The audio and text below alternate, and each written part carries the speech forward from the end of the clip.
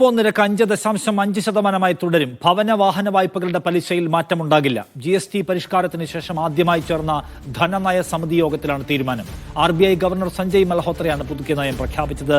Saju Thomas കൂടുതൽ വിവരങ്ങളുമായി ഡൽഹിയിൽ നിന്ന്. Outlook. The MPC voted unanimously to keep the policy repo rate unchanged at 5.5%. Consequently, the STF rate remains at 5.25%, while the MSF rate and the bank rate remain at 5.75%. The MPC also decided to continue with the neutral stance. Saju കൂടുതൽ വിവരങ്ങളുമായി. സജു, ഇതെങ്ങനെയാണ് നമ്മുടെ സാമ്പത്തിക മേഖലയിൽ പ്രതിഫലിക്കുക?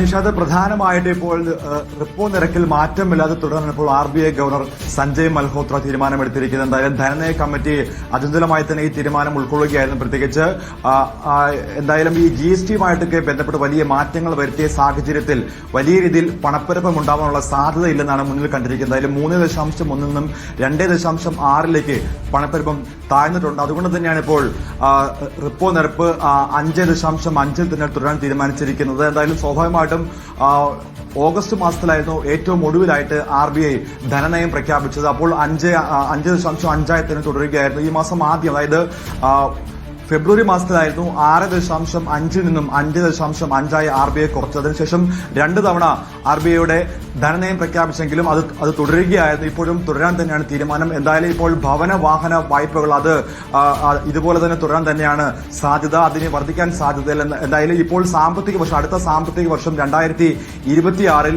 ഇന്ത്യയുടെ GDP വളരാൻ സാധ്യത മുന്നിൽ കാണുന്നു. അതുകൊണ്ട് തന്നെയാണ് ഇപ്പോൾ ധനനയത്തിൽ മാറ്റമില്ലാതെ തുടരാൻ വേണ്ടിയുള്ള തീരുമാനം ധനനയ കമ്മിറ്റി തീരുമാനിച്ചിരിക്കുന്നത്. സഞ്ജയ് മൽഹോത്ര അല്പം മുമ്പ് വ്യക്തമാക്കിയത് GST പരിഷ്കരണവുമായി ബന്ധപ്പെട്ട് രാജ്യത്ത് അവശ്യ വസ്തുക്കളുടെ അടക്കം വിലയിൽ മാറ്റമുണ്ടായ സാഹചര്യത്തിൽ രാജ്യത്ത് പണപ്പെരുപ്പം ഉണ്ടാവാനുള്ള സാധ്യതയില്ല. പണപ്പെരുപ്പം ഇപ്പോൾ സ്വാഭാവികമായിട്ടും കുറയുകയാണ്. അതുകൊണ്ട് തന്നെ ഇനിയിപ്പോൾ കുറയ്ക്കുകയാണെങ്കിൽ അത് പണപ്പെരുപ്പത്തിലേക്ക് പോകാനുള്ള സാധ്യത മുന്നിൽ കാണുന്നു. അതുകൊണ്ട് തന്നെ ഇപ്പോൾ 5.5 നിലയിൽ തുടരാൻ തന്നെയാണ് സാധ്യത. സജു വിവരങ്ങൾ നൽകിയത്.